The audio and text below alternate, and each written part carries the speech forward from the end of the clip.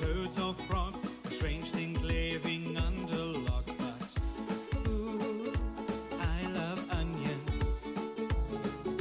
I don't like dancing with crazy Ted, he's always jumping on my head. But ooh, I love onions. Onions, onions, la la la. Onions, onions, ha ha ha. Do do do do do do do. Onions, onions, la la la. Onions, onions, ha ha ha. Do do do do do do. Hello there, and welcome to Season 3, Episode 1 of Weave Your Web Revived. I am your host, Tor James Faulkner. It's been a little while since there's been an episode of Weave Your Web.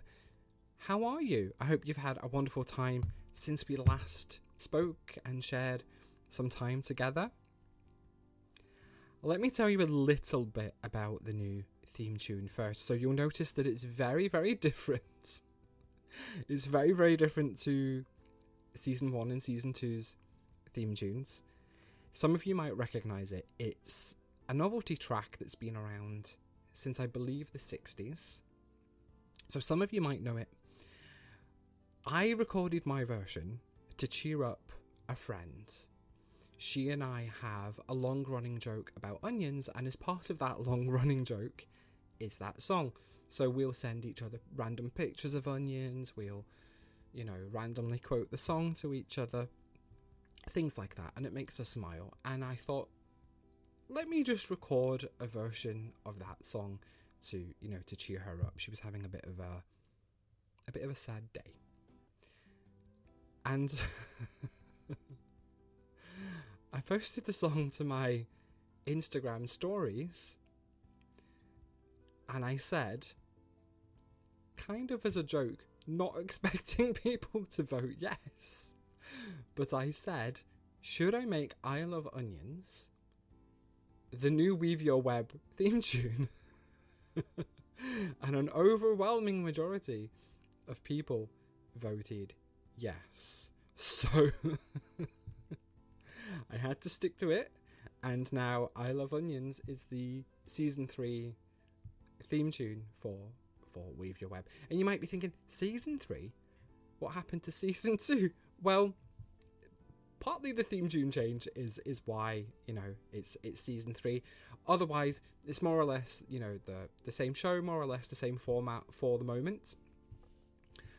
And with that said, if you would like to send me, a question to get a free reading here on the show, if you would like to send me your spooky stories, your paranormal stories, your Mandela effect stories, if you would like to be a guest on the show to speak about a supernatural or psychic topic, or if you have a suggestion for a guest to come on the show to speak about a supernatural or psychic topic, head to www.torjamesfaulkner.com. That's www.torjamesfaulkner.com. You will see a contact button. Fill it in. Make sure to put that it's for the show so that I know that that's why you're getting in touch, particularly if you're asking a psychic question. On the site, you can also listen to past episodes of the show. There's other stuff on there too, but the point in the show is not to advertise myself. It's to kind of enlighten, I guess. Enlighten and giggle. And just before I started recording, it occurred to me that it's already been 11 months since the Revied version of Weave Your Web came about. I couldn't quite believe it. I was walking outside, yesterday morning now, and leaves had started to fall. We're just heading into autumn where I am, and leaves had started to fall, and I had that very familiar feeling of being excited to, record the show again while seeing the falling leaves. And I was like, crikey, it's been a good chunk of time since Weave Your Web came back. So thank you for a fantastic first 11 months of the Revived weave your web. In the last episode, I actually read you an article that I wrote. That article was about... What was that about? That was about scrying. And that article was for an Uranum publication. I also did one about pendulums for a Psychic Interactive publication. So we're going to get into that. And the article is entitled, Getting Started with the Pendulum. Using a pendulum to seek guidance is a technique that is over 200 years old. It is said that using the pendulum taps into your higher self, your intuition, and your subconscious mind. Anyone can utilize a pendulum, and it is a fantastic way to gain almost instant... Let's try that again. Anyone can utilize a pendulum, and it is a fantastic way to gain almost instant insight to guide you in any situation. That's a real tongue twister. What is a pendulum? When you think of a pendulum, your mind likely wanders to the very pretty, very elaborate pendulums that many psychics use. Beautiful crystals at the end of elegant chains. I do love a pretty pendulum, I have to say. I have quite a few pretty pendulums, and I love pendulums. I wouldn't say that I collect them. You know, I sort of get a couple, I use them till they fall apart. That kind of thing. But I do love a pretty one myself. But, you know, the one that I use all the time, I've been using it for pretty much since the start of my psychic career. It's a mess. It's like... it started beautiful, but now the chain is, you know, it looks like a rusty old, I don't know, chain that you would find in a back alley. And the rose crystal on it is all chipped and all of that. But I absolutely love it. I absolutely love it. So, you know, that was a bit of a tangent. Okay. While this is the case for many commercially available pendulums, and the energies of the crystals may aid the guidance, they don't have to be quite so fancy. Pendulums can be anything that can be attached to a fixed support, a chain, shoelace, a thread of wool, to allow it to swing. You may use a favourite neckulace. Neckulace? No. You may use a favourite necklace with a pendant. I don't know what I was trying to say.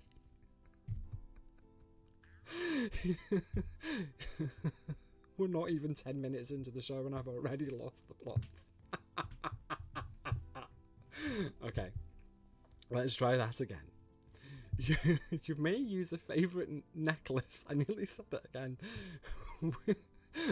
with a pendant or even thread, an old ring with a piece of string. Actually, I think a lot of people put an old ring or just like an important ring on a chain or a piece of string. I think that those work really, really well. A conker on a shoelace is an excellent alternative to a shop-bought pendulum. In a pinch, I've personally used my earphones as a pendulum on the go. I think I meant earbuds. I think earphones, earbuds. But I meant, you know, I meant like the in-ear ones. This should give you some idea for creating a pendulum that's bespoke to you. Get creative. Training your pendulum. Pendulums will behave a little differently for each person. After all, the pendulum is an extension of you, and no two people are alike. However, there are a couple of tried and tested ways to get into the swing of things. That's a terrible pun.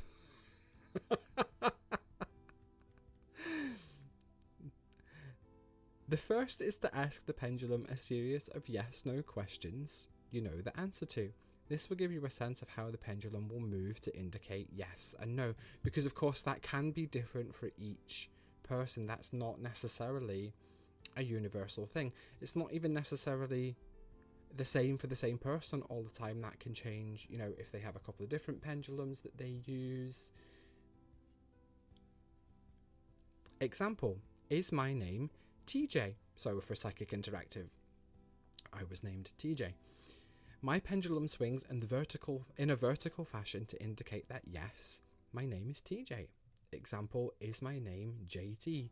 My pendulum swings in a horizontal motion to indicate that no, my name is not JT. There will of course be some questions that will not have such a defined yes or no answer, and this is where the second pendulum training method comes in handy.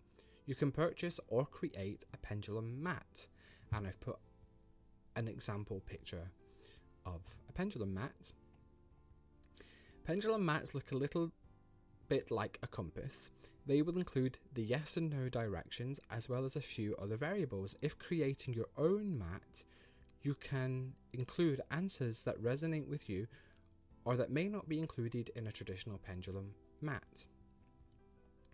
Speak to your pendulum.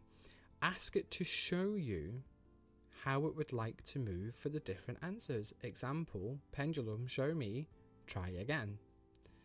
Do this over and over again until you are confident you recognize the movements and the feel of the energy for each answer. Connecting with energies.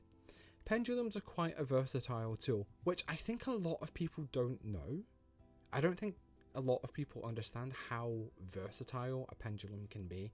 I think we do, generally speaking, think of them as devices for yes-no questions, and they can do other things, as I'm about to explain in this article. Pendulums are quite a versatile tool, and another great way of using them is to link with the energy of a situation. A good starting exercise for this is, in the morning, write down the name of the day or the present date, quiet your mind and hold your pendulum over your writing. Pay close attention to how it moves. Generally speaking, if there's a lot of movement, that means your day will be wonderful, very fast paced, and a lot of really good energy. If there is little or no movement, it may mean that your day won't go according to plan, or that something needs extra attention. So this is quite a good thing to do if you're trying to figure out like a romantic relationship connection. If you write down your name and the person that you're interested in and see if the pendulum moves really, really a lot over your two names, that means that there's a strong connection between you and that a romantic interaction relationship is likely. Whereas if it doesn't move at all, it means maybe one of you's not as interested. It means maybe, communication is lacking, something like that. So it's a really, really good one for checking the energy of like a romantic connection, even a friendship, or if you're applying for a job, write down the name of the company, see how the pendulum moves. Again, if it moves really, really quickly and really, really vibrantly, it means that job is likely for you. If it moves very, very slowly or not at all, it means that job is not really for you. So there's lots and lots of different ways that you can use it. You can also use, actually, do I mention this in the article later on? I'm not sure. But you can also use pendulums as part of like Reiki healing. Lots and lots of different ways. Once you're confident in doing this daily, try it with other situations. Whether you have a fancy crystal pendulum or use an old USB cable with a pen stock on the end, I've definitely done that. The pendulum can be an insightful and fun tool to use. I hope you enjoy creating your pendulums and using them as much as I do. Lots of love, DJ. The fact that I ended the article with lots of love is just so... That's just so funny. I can't believe I did that. So I wrote this article about 8 or so years ago when I was regularly on... Wait, was that long ago? When I was regularly on Psychic Interactive, I was, on camera for them. I wrote articles for them. And it was a really, really good time. And just, a big shout out to everybody at Psychic Interactive. I think it's called Psychic Today at the moment. So big shout out to everybody there. Absolutely love Psychic Today /interactive. And let me know if you do create your own pendulums or pendulum mats. Let me know how you get on. Now we're going to delve into this episode's psychic news story. And the headline for this story is, I chatted with a pet psychic about my Shih Tzu. I hope I'm saying that correctly. And one comment blew me away. And there's a gorgeous picture of a beautiful dog here, who I'm assuming is the Shih Tzu in question. Absolutely beautiful little puppy. The article reads, have you ever wondered what's going on inside your pet's head? I sure have, which is why when I was offered the opportunity to speak to a pet psychic, I immediately jumped at the chance. After all, my little Shih Tzu, this is my whole world, my soul dog. Why wouldn't I want more insight into what he's thinking, feeling, and experiencing in his little life? Maya and her apprentice, Lynette, are the exclusive resident pet psychics at Skyrocket, which is part of the Marriott Tribune Portfolio Hotel collection. As part of their stay at the boutique property, guests can book private readings with Maya and Lynette as a bonus. The hotel also offers complimentary animal communication classes every Saturday evening. That's really cool. I scheduled a call with Maya and couldn't wait to hear what she had to say. Before talking to her, I'll admit, I didn't quite know what to expect. I wasn't sure if she only communicates with animals who have crossed over, or if she could also give me some insight into my Shih Tzu, Tito's, funny personality quirks. As it turns out, she's able to tap into living animals as well.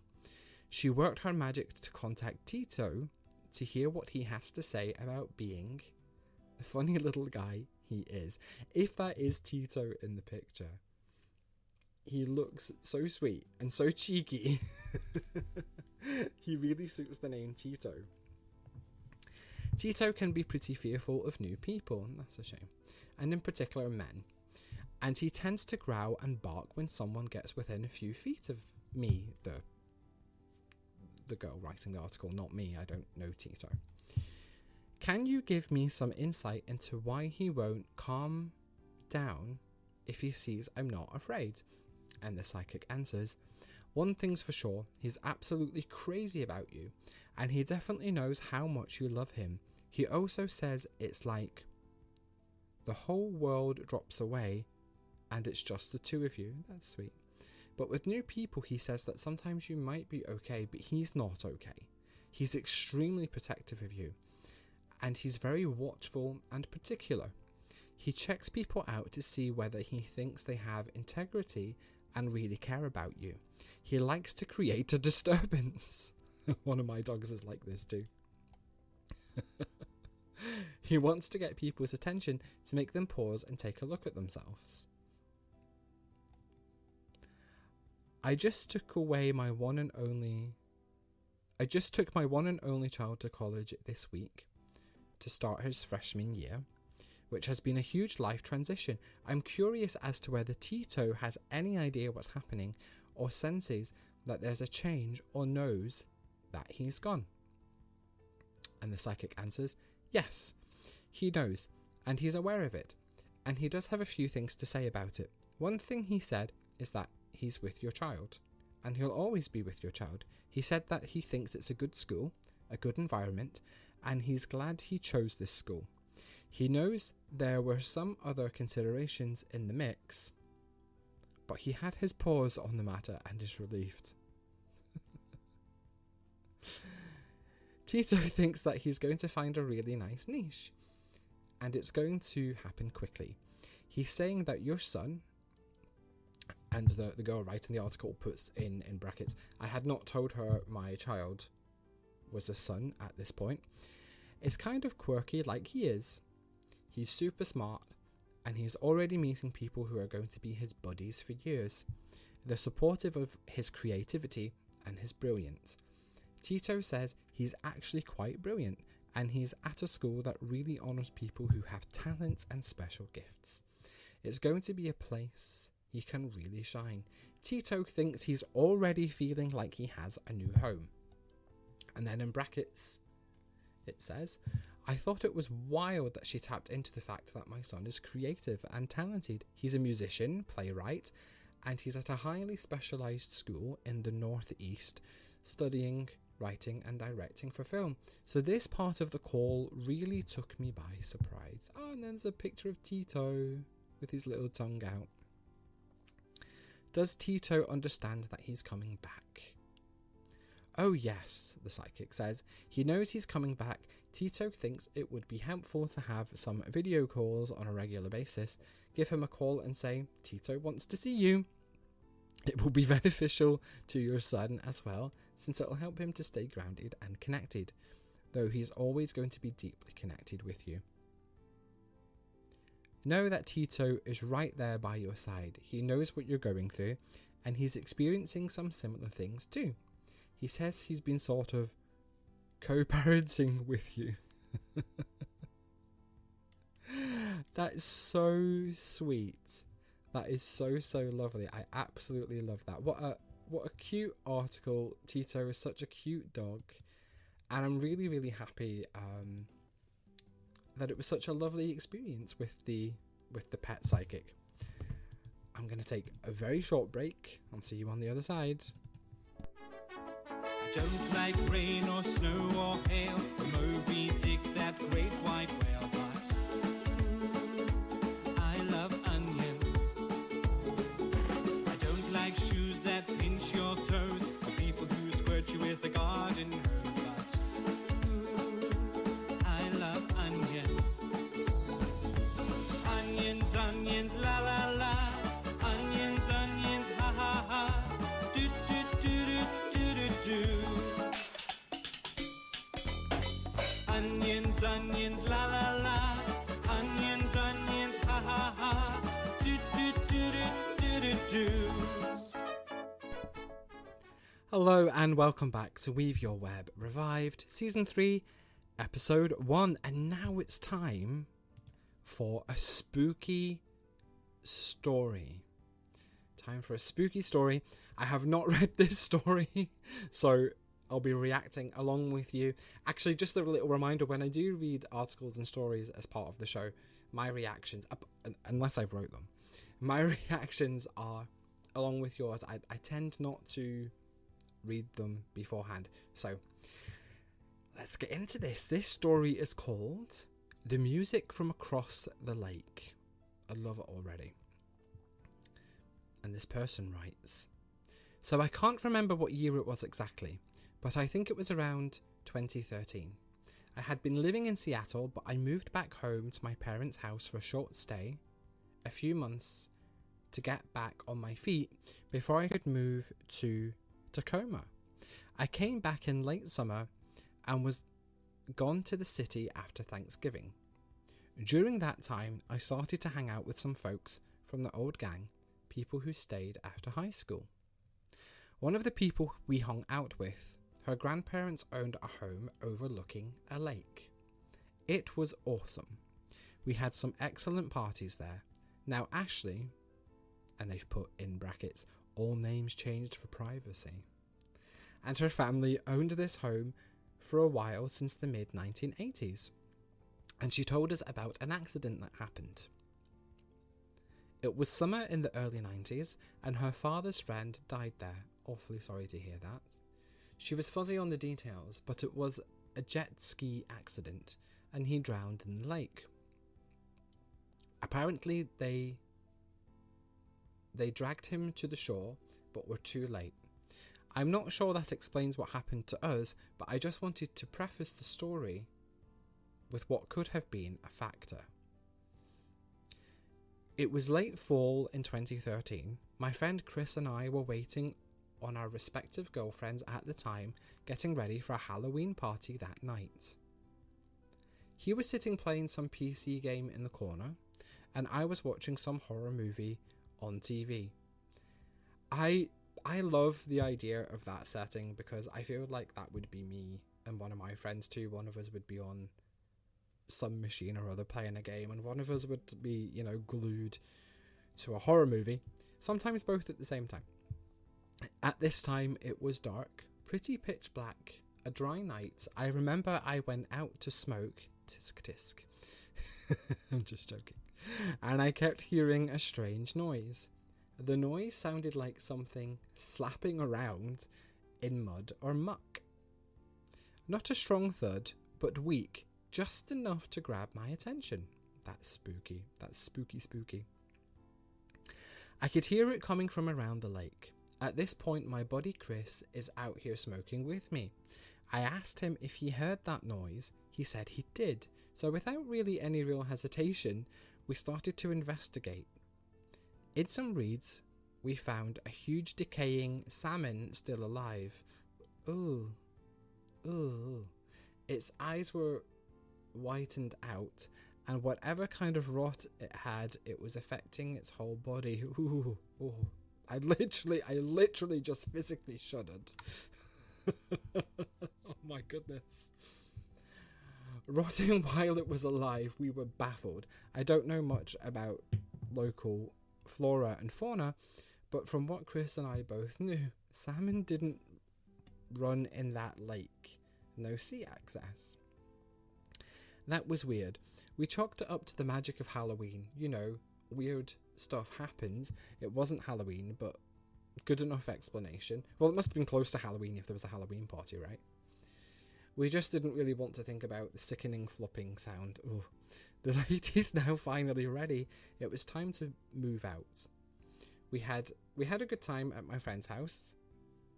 We had a good time at my friend's house party, but after we headed back to the lake house, I failed to mention my friend Chris had moved in there recently.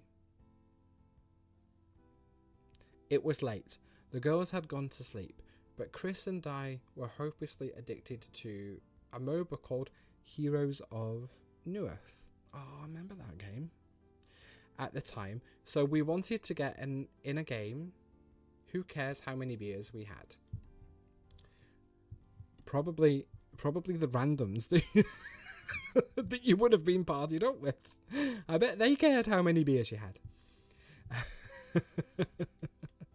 During the game, we noticed the windows of the house were opened wide open. Let me try that again. During the game, we noticed the windows of the house were opened wide open. That's how it's written. It was cold in the house. It's October in Washington. Talking 40 degrees outside. We had both our computers set up in the kitchen area since no one used the tables for anything. Chris got up and shut each window. They were the kind of window that slide open from the bottom, so you needed to slide the windows up to open it. Oh, yeah, okay. I'm doing the action. You can't see me because it's an audio podcast. So I don't know why I'm sitting here still doing it. After the game, we went out to smoke, a pretty common practice for us.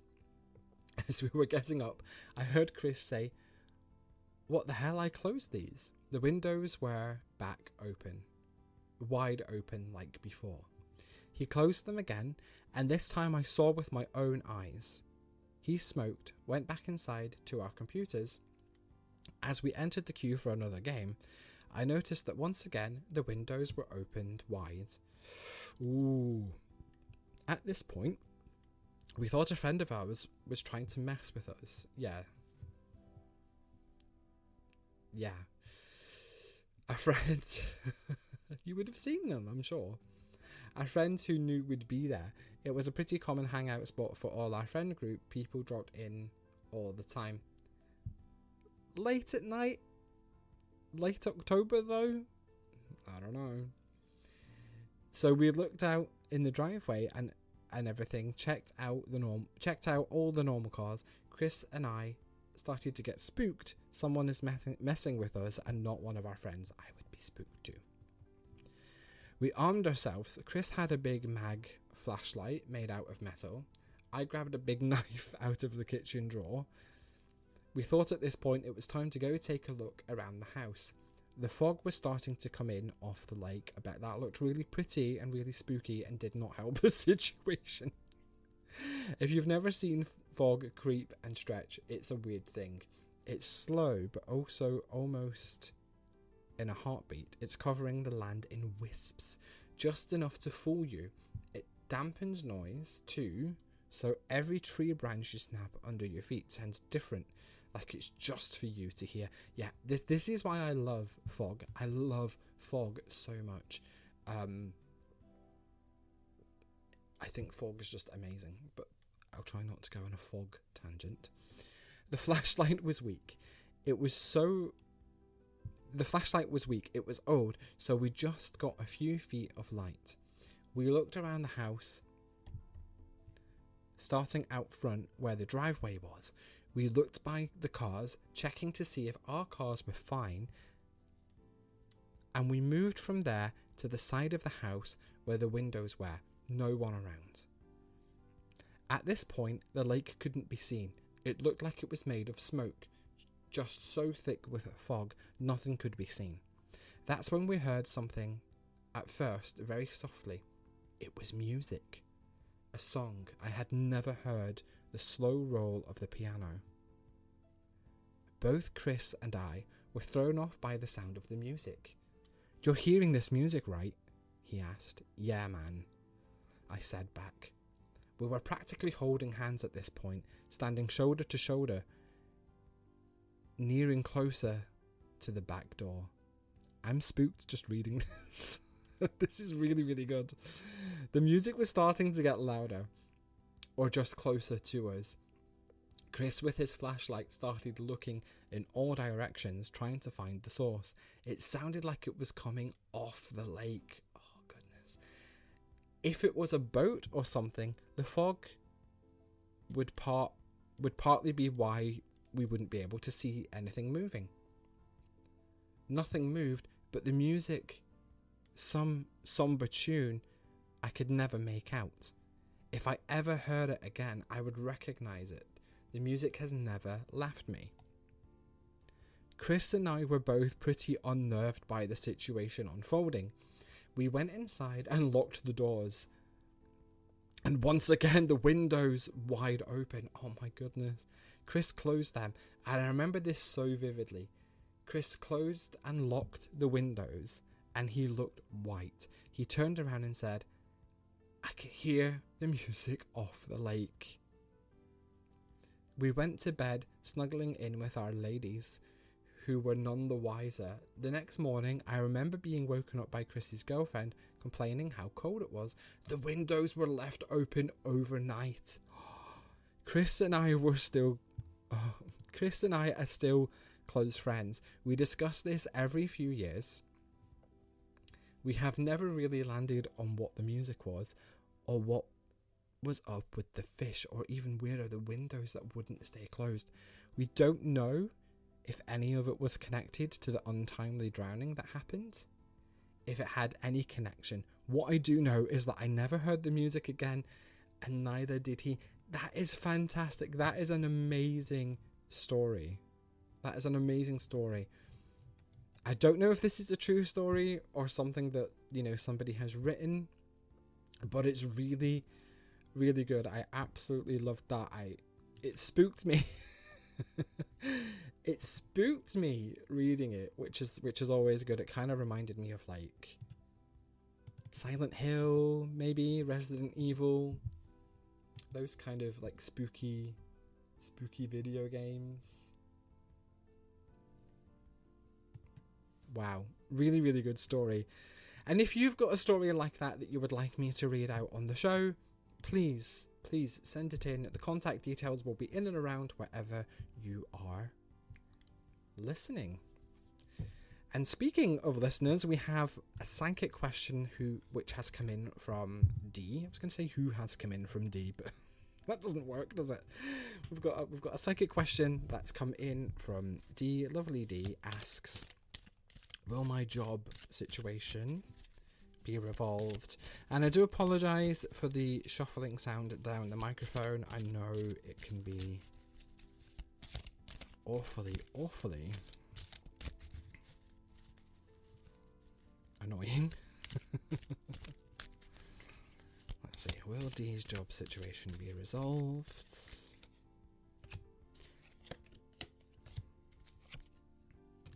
It will be resolved.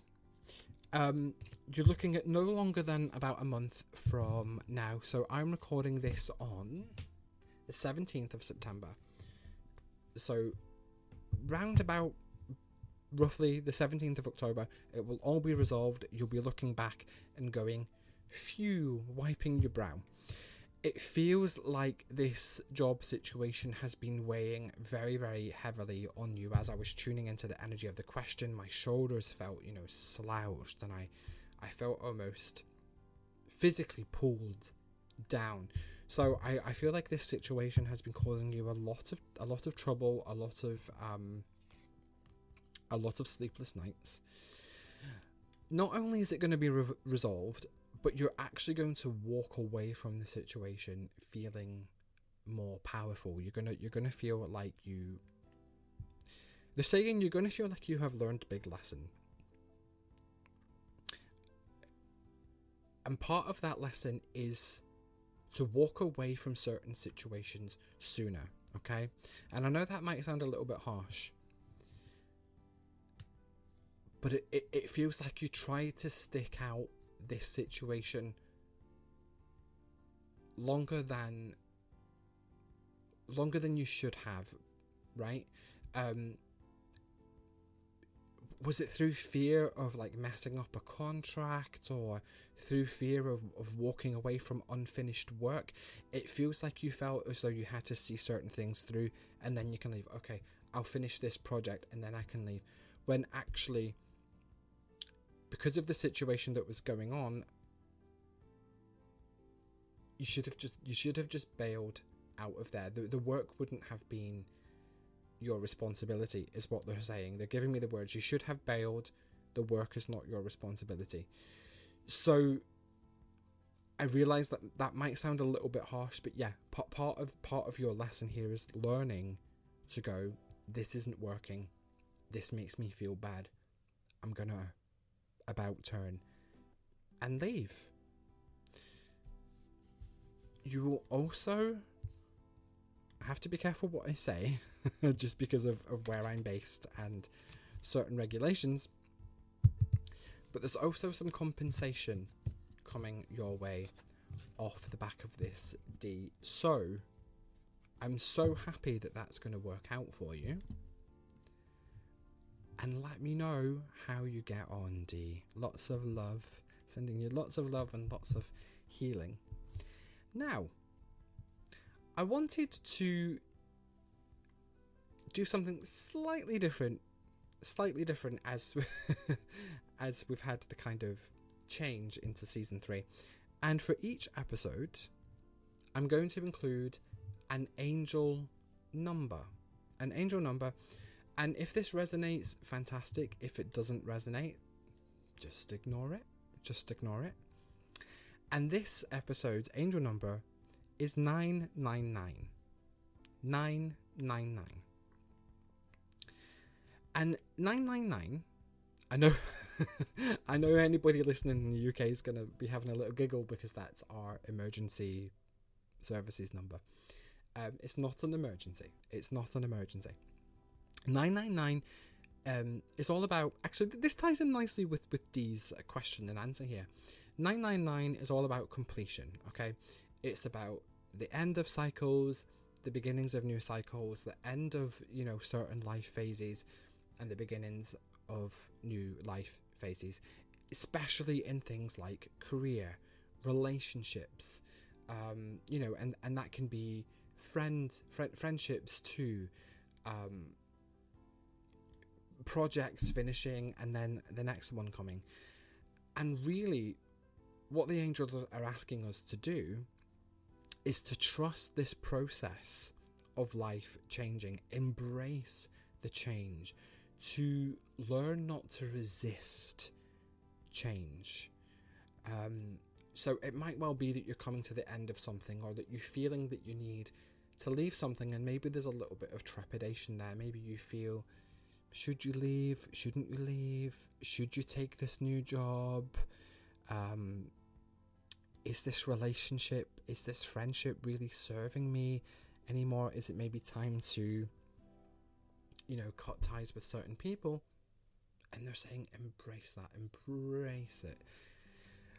And let me know if you see the 999 number anywhere after hearing this, or even, you know, in and around hearing the episode. Because normally, for angel numbers to be kind of significant, right, it's seeing them repeatedly. And I think a lot of people miss this point. The angels send the messages through angel numbers repeatedly. So it's not necessarily just seeing or hearing it once. It's repeatedly, it's patterns. You know, it's not sitting looking at your phone at 11:10, wiggling your nose and then going, woo, 11:11, right? We all know somebody like that, right? And listen, I'm not trying to be I'm not trying to be rude to them, but that's not angels giving you a message. It's somebody sitting there wiggling their nose at 11:10 and then going woo 11:11. That's not the angels giving you a message. They give you the message through numbers when it's a repeated number that keeps coming up. So let me know, had you been seeing 999 in different places before hearing this? Have you saw or heard 999 after this? Is this a message specifically for you? Let me know. I'm also going to do the general angel card too. Again, apologies for the shuffling. Apologies for the shuffling. Let's go.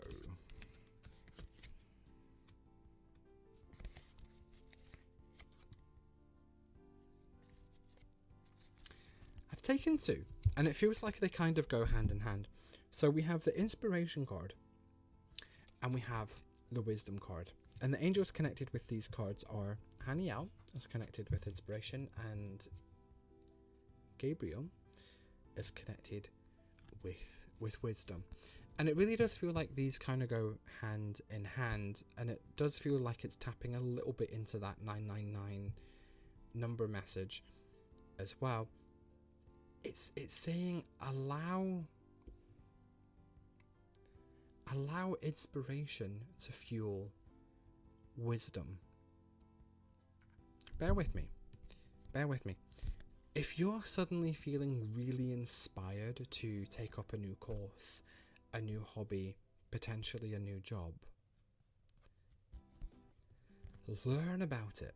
Let it fuel you with knowledge. Learn about it, read about it, take the course, watch the YouTube videos, whatever it might be. Let it fuel your wisdom, because oftentimes when we get that sudden inspiration, it's from, you know, it's from the angels, it's from spirit, which, you know, whichever kind of energy that you feel you're connected to, tapped into. Often those sudden inspirations are the energies gently shoving you in that direction.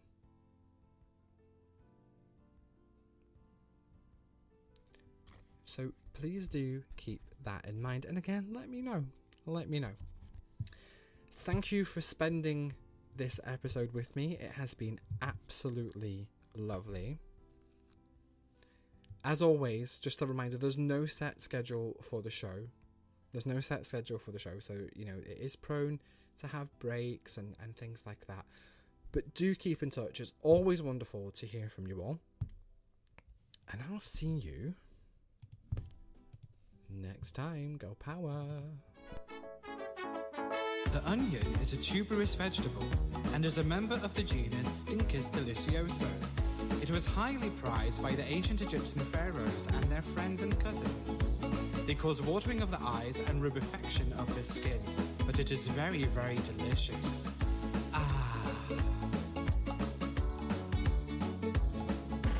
Onions, onions, la la la. Onions, onions, ha ha ha. Do do do do do do do. Onions, onions, la